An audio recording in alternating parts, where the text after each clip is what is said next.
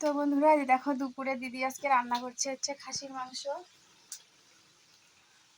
আর আজকে আমরা বাড়িতে চলে যাব, সেজন্য কিন্তু খুব তাড়াহুড়া করছে। কালারটা খুব সুন্দর হয়েছে দি। হ্যাঁ